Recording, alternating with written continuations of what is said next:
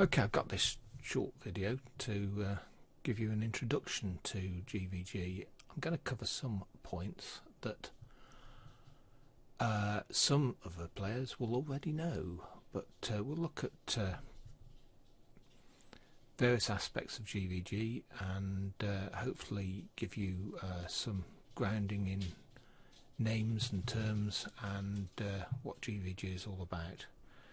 So to enter GvG, you click on the continental map icon and it brings up a map with all of the areas where GvG is possible.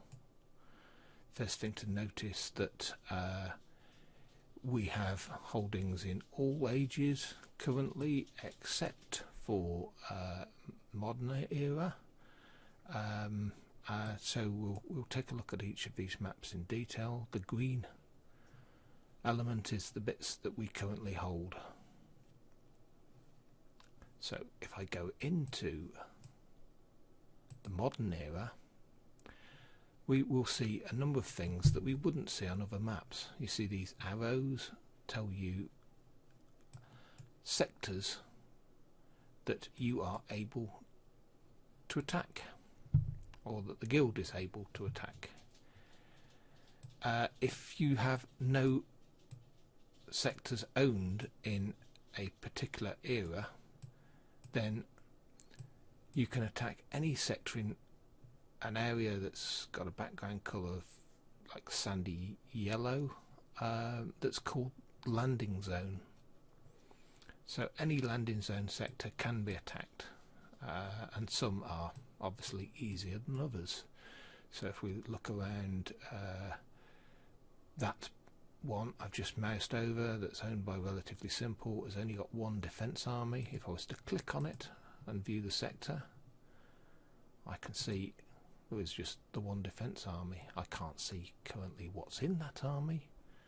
I can see that it's also got a support bonus of 50%, which means that army will fight with 50% attack and 50% defence strength.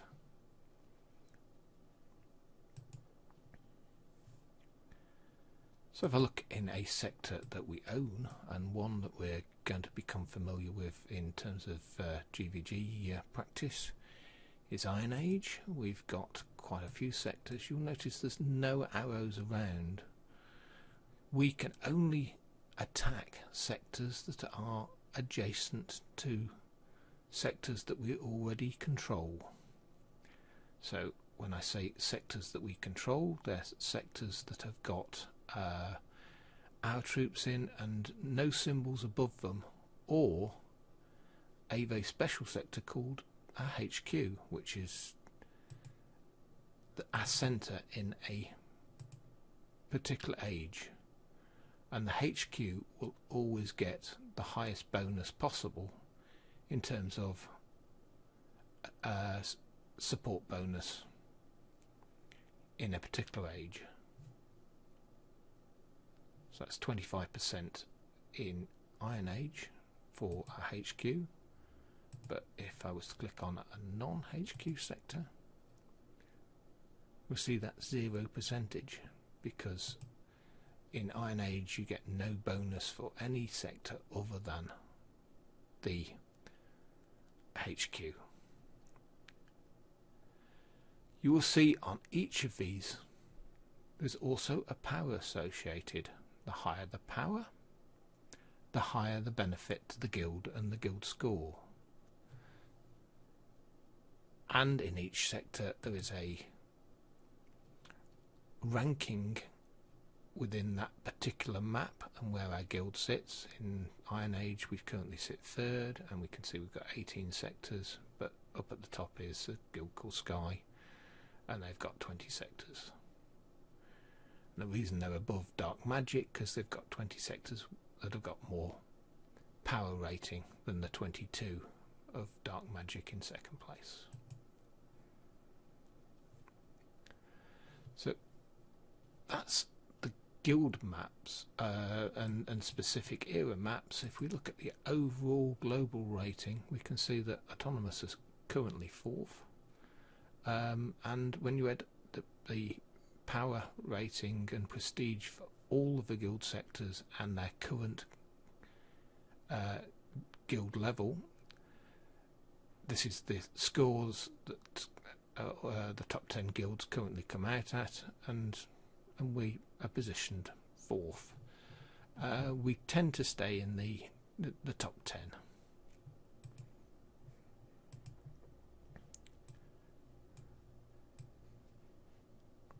Looking at now a sector where, or an era where we've had some recent battles, and there's perhaps more things going on, you will see some sectors that have got a shield bouncing over them. Any sector with a red shield over it has been recently acquired by another guild, and any sector with a green shield over it is one we've acquired. We do not have full control of those sectors until recalculation. So there is a calculation that takes place once each day, and it's 8 o'clock UK time, and you have a countdown in the corner until the next daily calculation that gives you the details of when that calculation will take place. At that point, the shields are dropped and the sectors become controlled, so they would look like the sectors above. Your HQ is always controlled regardless of whether it's got a shield above it or not. So you've got the HQ there. You are able to move the HQ once a day. So when you're taking new sectors, there is a benefit if we were looking to attack one of the guilds further south here, in moving our HQ further south so that we were able to attack those sectors. But if we did move the HQ from that sector to this sector, we would then be able to attack any one of those 4, but not this sector on the coast. So what we typically do in those situations, and we'll explore them more in greater detail later, is we would attack that first, and then we would move the HQ, and then that would give us 4 other sectors we were able to attack. It's kind of what I'd planned is this to be a very brief overview of guild versus guild. A lot of the work we're going to do initially is going to be in the Iron Age map, and we'll basically drop one of our sectors and retake it, and that will be used as our practice ground. And I have agreement from some guilds that we're friendly with to actually practice sieging, fighting off sieges, and what a live battle is like, but in a fairly easy circumstance and less hectic. And in the course of